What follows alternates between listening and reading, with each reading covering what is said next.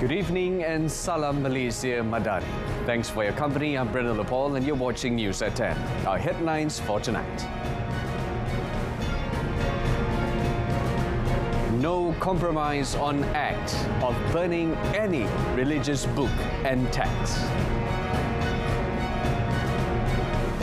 States at risk of floods to enhance operational readiness.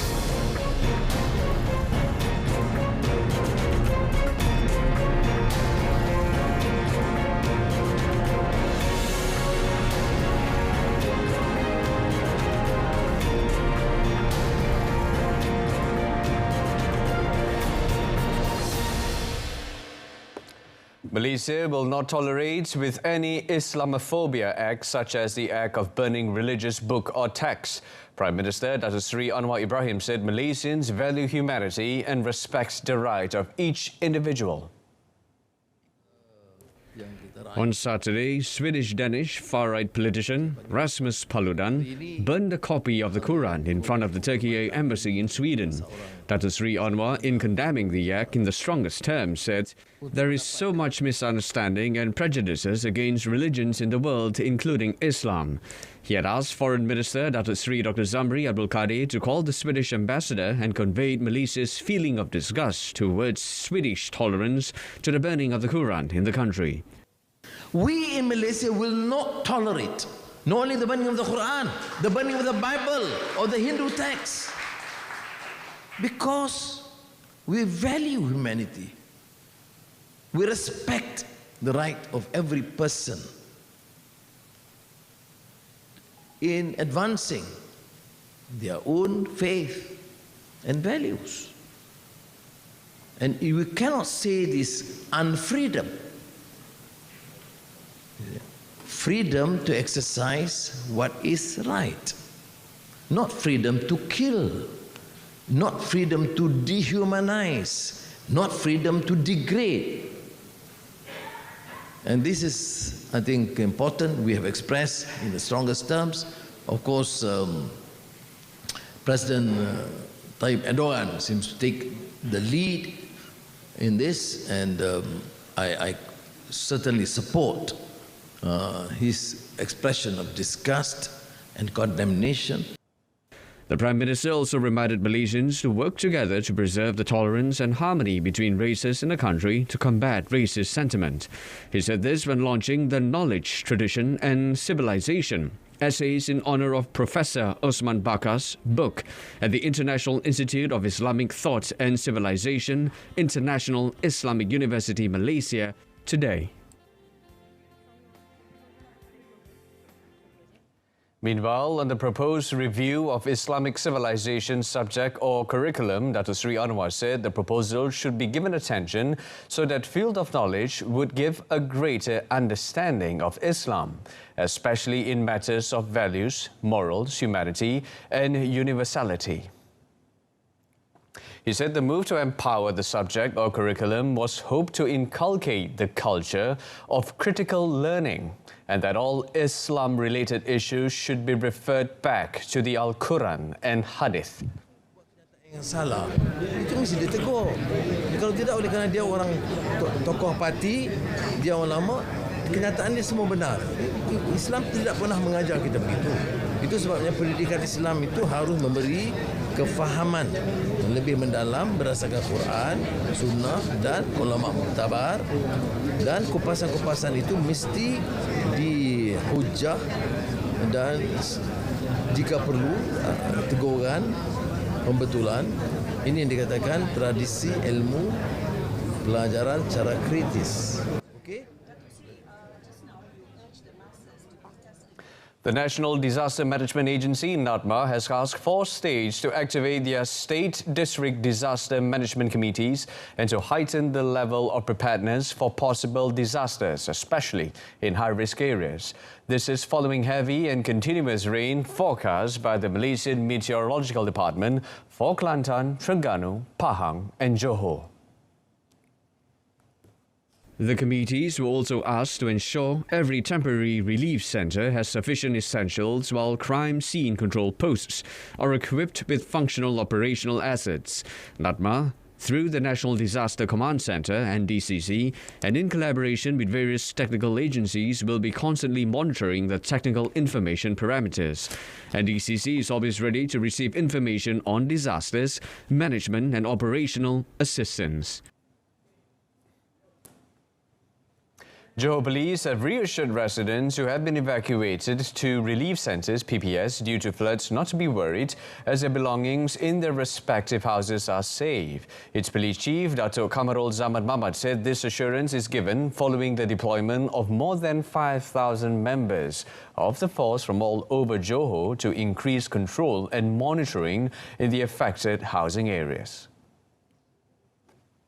He said apart from rescue efforts, the police are also responsible to ensure the safety of houses or premises that have been left empty so as to avoid being broken into by unwanted individuals.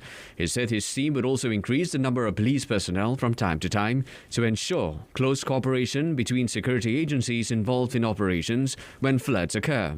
The number of flood evacuees in Johor has decreased to 5,427 people, with 56 PPS operating in 7 districts in Kota Tinggi, Kluang, Segamat, Mersing, Batu Pahat, Muar and Pontian.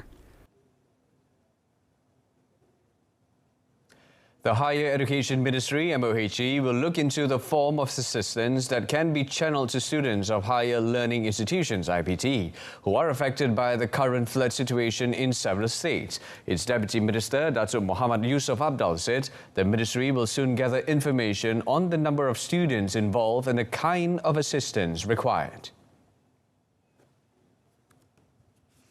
Kita tengok apa yang masalah mereka yang berpunca daripada banjir ini. Lainnya mereka perlukan bantuan mungkin dari segi penempatan dia ke tak selesa. Kita akan tempatkan dia sementara kepada satu tempat yang sesuai. Kita akan lihat dulu apa masalah daripada bencana banjir ini. InsyaAllah. It was earlier reported that 3 states, namely Johor, Sabah and Pahang, were hit by floods following long period of continuous heavy rains. A retiree is remanded for 7 days to assist with investigations on the discovery of a female body by the roadside at Kampung Alo Gali, Marang. The remand order on the 59-year-old man was issued by Magistrate Zur Azurin Zainal Kifli. Marang Police Chief Deputy Superintendent Muhammad Zain Madris said the suspect was apprehended at Jeli yesterday evening. Kita percaya mangsa mati di tempat lain dan dijumpai di tempat lain. Hubungan mangsa dengan suspek? Hubungan suspek dan mangsa adalah ipar. Suspek mengambil mangsa di kampung Rurenggih dan semasa kejadian ada orang awam melihat suspek mengambil mangsa dan mangsa dibawa menggunakan kenderaan suspek yang berwarna gelap. However, Muhammad Zain said the police are still investigating to determine the motive and cause of Zarina's death, as there were no signs of injuries on her body. The case is being investigated under Section 302 of the Penal Code.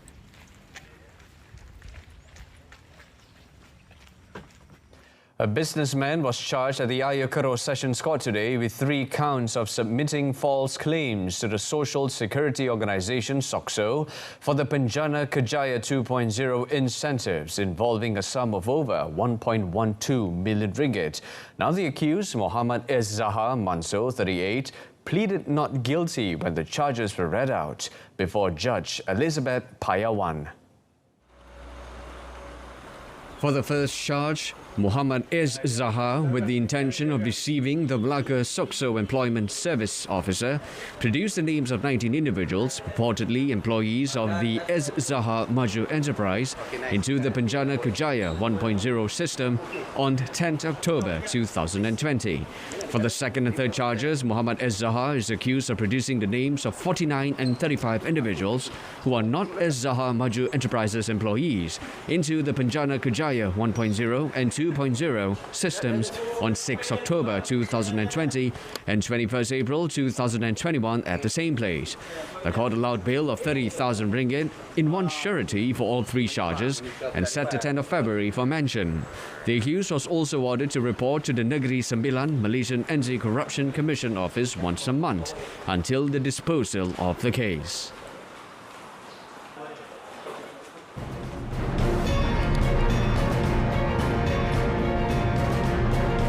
After a quick break, and when we come back, Malaysia, Indonesia to discuss CPO benchmark pricing. Stay with us. Boleh saya bantu? Hello, there's been a motorcycle accident here. Maybe an elephant ran it over. Sir, there is fire accident at the address number 5 Jalan Tembikar, Shah Alam. PGO from FRT Shah Alam, there was no fire accident here. Over.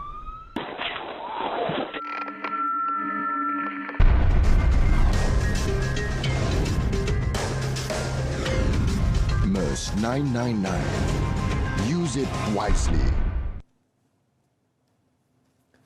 And welcome back. Now, there is currently no need to increase the national statutory debt ceiling to more than 65% of the gross domestic product GDP. According to Deputy Finance Minister Dr. Sri Ahmad Mazlan, the government had already raised the statutory debt limit twice, from 55% to 60% of the GDP during the COVID-19 crisis, and raised it again to 65% last year.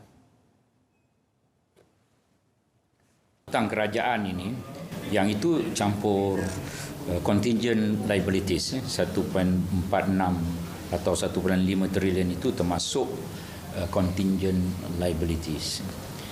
Kalau yang hutang kerajaan yang sebenar tak termasuk itu lebih kurang 1.2, dan 1.2 trilion ini lebih kurang 61% daripada shilling. Kita telah meluluskan sehingga 65% shilling hutang daripada KDNK. Bererti ada 4% lagi lah lebih kurang, ya. He was met after the signing ceremony of a Memorandum of Understanding MOU between the Malaysian Small Entrepreneurs Chamber of Commerce and Unity Asia Group of Business in the nation's capital today. The collaboration aims to enhance the image of micro, small and medium enterprises, MSMEs, through the pursuit of business opportunities in the Asian region and carrying out business activities, as well as providing marketing information. On another note, he said Budget 2023 will also look into the well-being of MSMEs and SMEs, as they are driving force of the nation's economy. Malaysia will hold a meeting with the Indonesian government to discuss the Republic's intention to have its own crude palm oil CPO benchmark price. Deputy Prime Minister and Minister of Plantation and Commodities, Dato Sri Fadillah Yusof, said the matter needs to be discussed jointly, as Indonesia's plans will affect the entire oil palm industry chain, not just Malaysia, but also globally. The Deputy Prime Minister said the meeting to resolve the matter beneficially for all parties has been proposed to take place in the second week of February. Dr. Sri Fadillah said the issue of the European Union's ban and trade barriers imposed on palm products would also be discussed when the two countries meet. Perjumpaan bersama dengan Indonesia untuk kita merangka dan berbincangkan strategi bagaimana kita nak berjumpa dengan European Union untuk berbincang apakah rasional yang mereka lakukan sehingga ingin menyekat minyak sawit itu sebagai salah satu bahan untuk menghasilkan biodiesel. Indonesian Trade Minister Zulkifli Hasan reportedly said the Republic planned to establish its CPO benchmark price before June and will no longer have to depend on Kuala Lumpur. Indonesia is the world's largest palm oil producer with almost 50 million tons of CPO annually. On another note, Datuk Sri Fadilah said the shortage of 63,000 foreign workers in the palm oil sector severely affected yield and saw Malaysia lose out on an estimated 20 billion ringgit in revenue last year. He said that as a result, the Cabinet agreed to facilitate the intake of foreign workers and extend the labour recalibration program until the end of the year. Sekarang ni dah dimulakan. Dah bermula pun peningkatan dah nampak. Sebab di Malaysia kalau permohonan dilaksanakan yang ditetapkan 3 hari mesti diluluskan. Bila dah diluluskan maka proses kedua ialah dengan immigration untuk mendapatkan visa. Bila visa dah dapat maka untuk pekerja-pekerja itu dibawa masuk. Bawa masuk itu merupakan proses yang bukan dalam kawalan kita. The program, originally scheduled to end on 31st December 2022, saw more than 410,000 undocumented migrants sign up to be regularized as legal foreign workers. Datuk Sri Fadilah said the Home Ministry and the Human Resources Ministry will hold discussions with source countries to ensure the entry of foreign workers can be carried out smoothly. The Intellectual Property Corporation of Malaysia, or MIPO, today launched the Intellectual Property Filing Fund 2.0, amounting to 2 million ringgit to benefit 2,000 micro, small and medium entrepreneurs. Domestic Trade and Cost of Living Minister Datuk Sri Salahuddin Ayub said the facility covers the filing fees for all intellectual property components, including costs for works that require professional and technical services such as patent drafting. Through the fund, the government will also cover the cost of filing trademarks, copyrights and industrial designs. Ini akan memberikan suatu peluang bagi mereka mengkomersialkan karya mereka ini, dan ini penting supaya harta intelek tempatan ini bukan sekadar dapat dilindungi oleh undang-undang, tetapi hak mereka itu akan dapat diberikan jaminan kepada generasi mereka yang akan datang.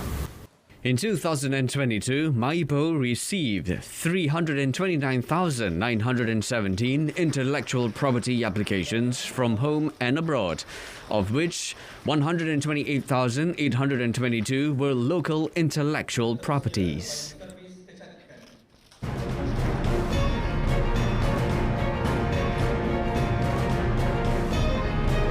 In a foreign front, 9 killed in Israeli raids on Jenin. Stay with us.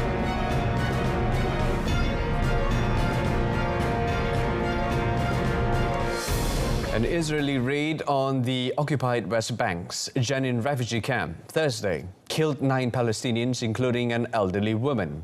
The health ministry also reported more than a dozen injuries, accusing the forces of using tear gas inside a children's hospital ward.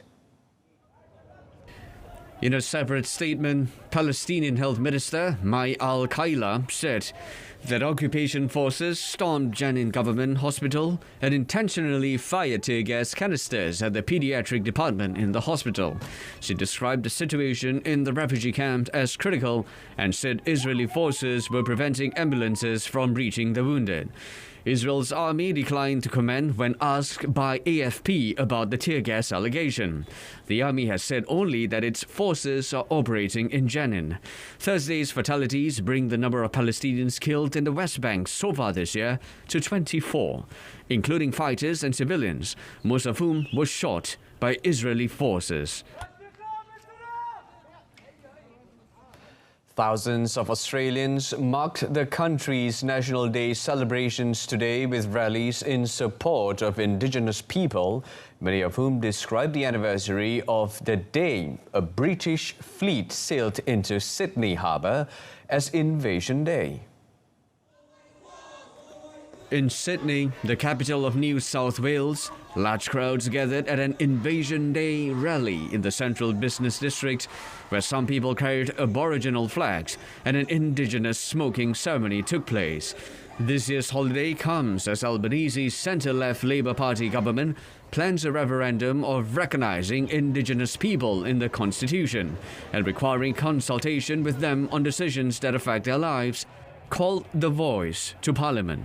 An annual poll by market research company Roy Morgan released this week showed nearly 2/3 of Australians say 26 January should be considered Australia Day, largely unchanged from a year ago. The rest believe it should be Invasion Day.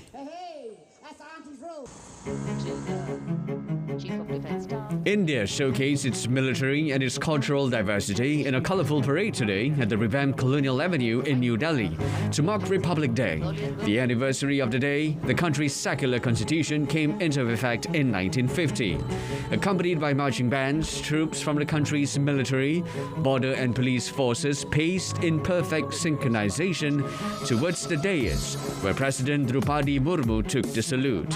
Egyptian President Abdel Fattah al-Sisi was the chief guest for the event, and 144 soldiers from the Arab nations' armed forces also participated. The suspect in a machete attack on Wednesday evening on 2 churches in the southern Spanish port city of Algeciras was taken back to his home overnight for detectives to conduct a search. The attacker, whose initials police said were YK, is a 25-year-old Moroccan man. He is expected to be transferred to the Spanish capital Madrid to appear before a High Court judge on terrorism charges at a time and date to be confirmed.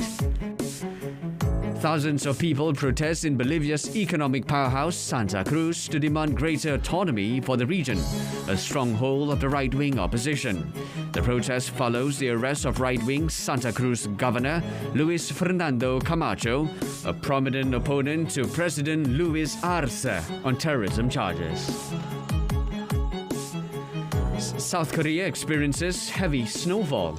Citizens were alerted with many weather warning messages sent by the government as a heavy snow advisory was issued in the Greater Seoul area and other parts of the country.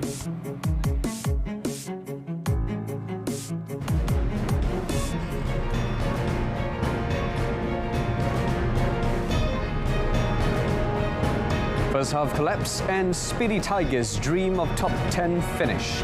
That and more next in sports.